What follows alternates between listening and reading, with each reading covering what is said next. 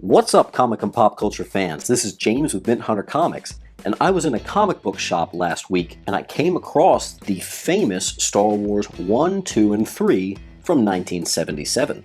And the first thing I saw was that 35-cent price tag, and I went crazy. Is this the rare 35-cent variant? No, of course not. An experienced Bronze Age collector will tell you, no, despite that 35 cents, it's not the rare 35-cent variant. The rare 35-cent variant has a UPC barcode at the bottom and shows a box over the 35-cent price, unlike the third print, which shows a diamond. Whenever I see a diamond, does that mean it's a second or third print? Did DC do diamonds? What's the difference between the rectangular box and the diamond logo? So I did some digging, and I'm going to tell you everything I learned about those rare Marvel diamond variants that existed from 1977 all the way to 1980.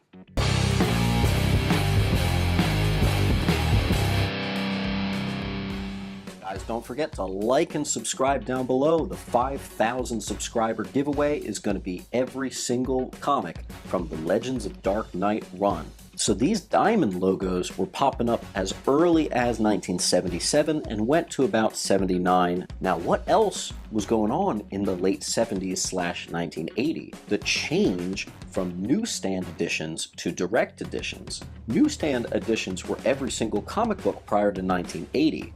Or so I thought. Newsstands were comic books you'd find in 7-Elevens and in your grocery store, things like that, and if they didn't sell, you would return it back to the manufacturer and get your money back. The arrival of direct editions started going to comic book stores that started popping up around that time, and around 1980. Direct editions were sold and you couldn't return it to the publisher, but at least they were being sold to comic book shop owners at a significantly discounted price.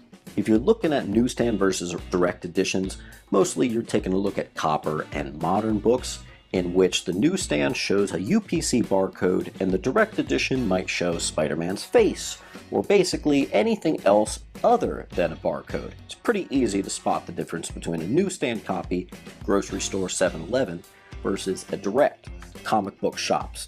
In the 2000s, the direct editions started looking like newsstands editions again, but I'm not going to get into that in today's video. If you want to learn more about that, you can check out this video I made right here. Now, I had known all about direct editions coming in at around 1979. I've even talked about them before on this channel.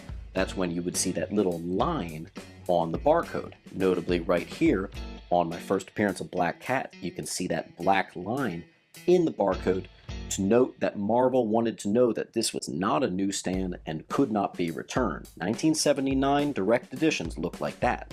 But there are actually earlier direct editions dating back all the way to 1977. And that brings us to talking about these diamond-shaped Marvel comics. First off, I'm going to answer the question, does DC do this? No, this was strictly a Marvel thing.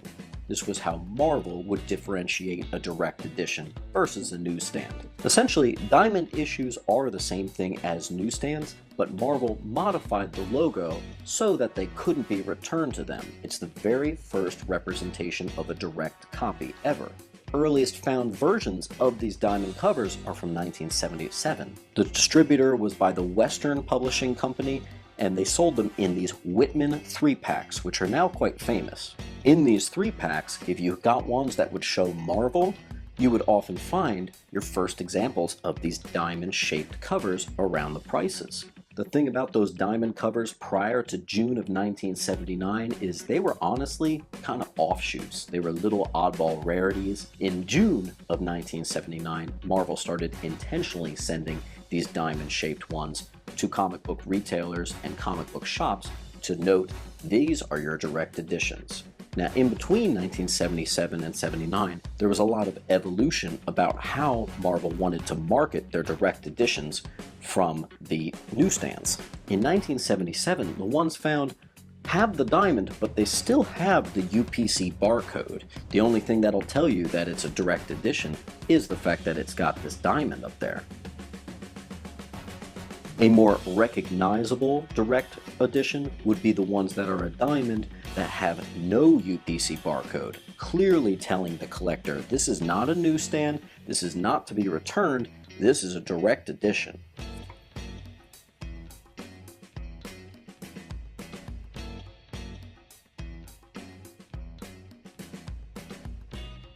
In 1979, in an effort to make it more clear, they started doing that bar between the comics, and sometimes you can find bars through the UPC code and it's still a rectangular box, or you can find that UPC bar crossed out and it shows the diamond.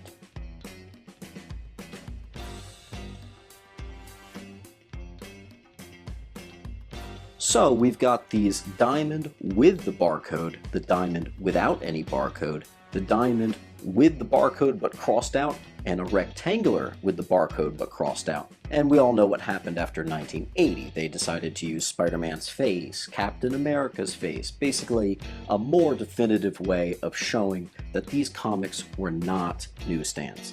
And the funny thing is, even in just a 2-3 year period of these diamond logos, there's even differentiations within the diamond. Some you're going to find it shows the month.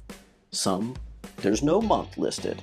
Sometimes it's a fat diamond, and sometimes it's a slim diamond. There's a lot of conspiracy theories online that I found about the slim versus the fat, or about the ones that show the month and don't show the month, but the reality is, it was just completely random. The layout of the comic really determined whether they were going to use a skinnier, which allowed for a little bit more space, or a fatter, which took up a little more real estate.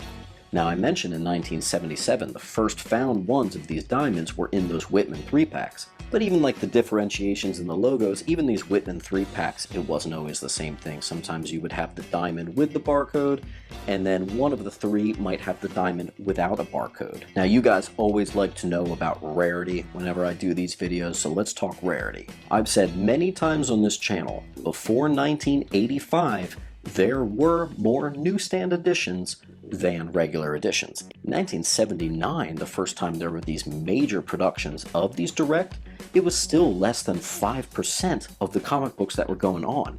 So if you get a direct edition from 1979, even if it's torn to crap like the one I have here, that's way cooler than a newsstand edition. But if you find these direct early diamonds from 77 all the way to May of 79, that's where the real cool factor is. Finding the diamond example before the version of the UPC crossed out can sometimes be very difficult. I want to know down in the comments, my fellow bronze collecting fans, does this change how you look at your 77 all the way to 1980 books? Are you going to be looking for that diamond more often now? Do you have any cool diamonds? Take a look in your collection. Maybe you have them and you don't even know. You guys know I love doing these videos. It's always fun for me to find out something new. I didn't know about this. All I knew was that the 79s had the dash in the middle. I didn't know there was anything prior to that. So here's a little bit of new knowledge for you. If you guys have any questions, just put it down in the comments. And as always, keep on collecting.